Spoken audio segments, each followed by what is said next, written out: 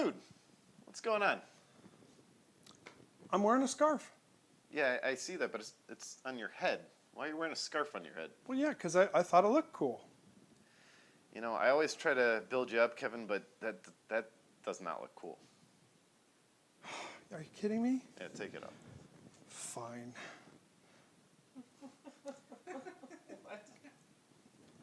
Go ahead. Go ahead, what? You know what? Okay, fine. I'll do it. You know what? Hey, Kevin, you look like you're trying to be 35 again. You failed. No? How about, hi, I'm Gopher. Welcome to the Love Boat. I don't know what that means. You know, okay, let's see. How about, if your hair were any darker, you would look like a Lego head. Seriously? Why are you beating yourself up, man? It looks good. Look, I hate it. I'm in this relationship, as you know. She wanted me to darken my hair up a little bit. Instead of destroying the relationship like I normally do, I thought I'll just throw some dye in my hair and make her happy, and here we are. Well, good for you, man. I think it looks spiffy. It looks good. Spiffy? That's all you've got to say? Well, I don't have anything off the cuff, but I have prepared a statement, as a matter of fact. Kevin, your hair looks luxurious. It's like a beautiful stallion. I just want to get my family together and have a picnic in there. You know, right up here. I just want to feel it between my toes. It's like an Herbal Essence commercial. I finally understand why those people were so weird in those. Can I wash it right now? Seeing you now versus last time I saw you is like seeing Faces of Meth, but in reverse. Okay, thank you, Edward. Welcome to the PRFC Fan Show, a fan show by fans for fans. I'm Kevin. And I'm Edward, and I'm trapped in a phallic nightmare. I have told you 100 times the word is follicle, not phallic. How many times do we have to go over this, Edward? In case you missed it, we just recently did an interview with Woz. Fantastic stuff. I do not recall you being there at all that entire day. That is true, but you know who was there? Steve and Dan. It looked like a lot of fun. I'm glad those guys got to talk to them. They're huge fans. Yeah, they're huge fans. You know what? To a very creepy and undesirable level. You know what? I was going through the video, ready to edit it, and I found this stuff that they put together with Woz. This is weird stuff. Take a look. So, you know, you got these two big fans here, and they wanted to know if you knew Samantha. Can you get autographed this poster right Steve, now? what is it? Yeah. This is not an autograph session. Sorry, I don't know. Steve. I don't know if I'll be here for the next episode. Yeah, you know what? You can pretty much be guaranteed that you're not going to be here for the next episode. There you go. Carl, I'm sorry. Go out of here. Feel to make sense. But now what? Yeah. I made this picture. Will you sign it? We're best friends forever, right? Because I said Woz is my boy, and you're like, Dan's my boy. That's you guys and me? Yeah, we're teddy bears. I don't have to sign this. No, you do not have to. Well, you guys cut it out. I'm going to pass on that one. It's a little Lord, odd. that is creepy. You know what?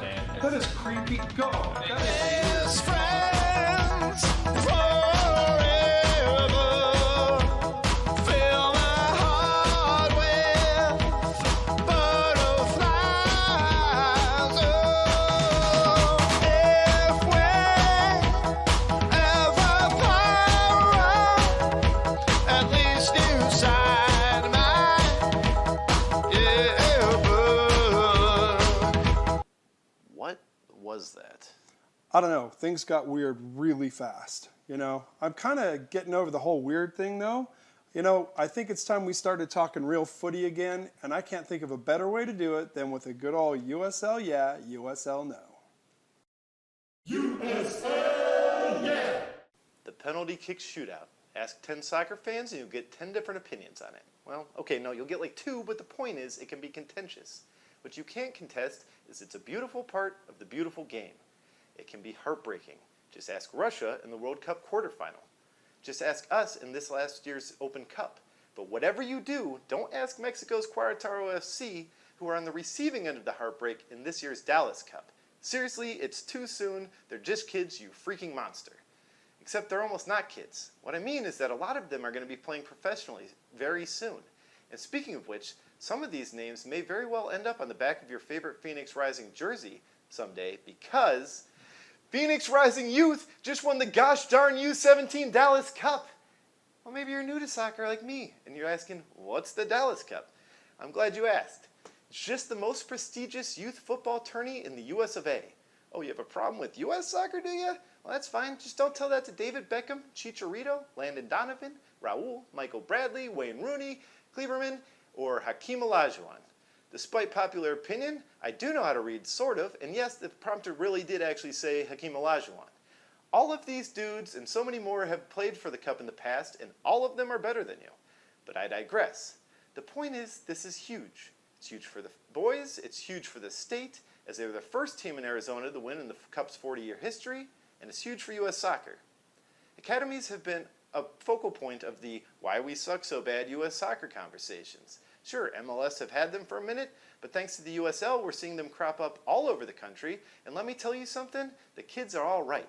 As PRFC youth have shown, if you give them a ball and an opportunity, they can not only hang with the best of them, but they can bring it home. And to that, I say glory to PRFC youth and USL Yeah. USL No. There's a trend that's worse than getting fur burned from friendliness with a llama, and that's the shenanigans that's been going on during some USL soccer games. You see, them Austin Bold fellas decided they needed more people to come to their games, so they thunk and thunk over it and came to the genius conclusion that they should tap into the farming community to build a fan base. Basically, if you brought a farm animal to a game, you got to watch the game for free.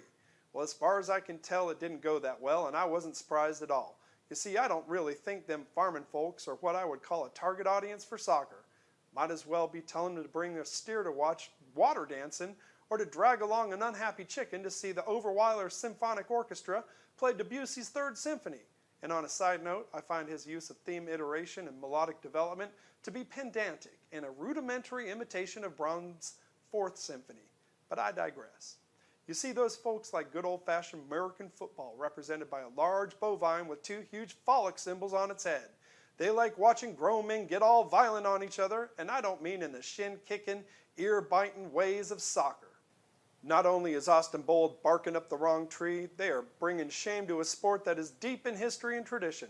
Hell, even back in the 1800s, people didn't think to bring along animals, except they were riding them to get there, or planned on eating them. You see, like any other sport, people will come if you provide a quality product. It helps if your team is a top team, but that ain't necessary. People love to get behind a squad they believe in. So instead of focusing on dumb promotions, maybe try marketing the team so that people get to know them. Provide promotions that actually are football related. You don't need no hype man, you don't need no bubble bath sideline stupidity, you don't need to throw cash on the field and let your fans beat the shit out of each other trying to get it. All that stuff is embarrassing. It makes the USL look like a joke, and the rest of the world just sits back and says they knew all along American soccer was bad. So just in case you ain't got it through your thick skulls, create a quality experience for people. Build a quality squad and market them. If you do, the fan base will grow. If you don't, well, you're just going to look like damn fools. So Austin, and I'll throw in Las Vegas right with you, y'all got a big, huge USL no. Kevin, that felt really good to talk footy.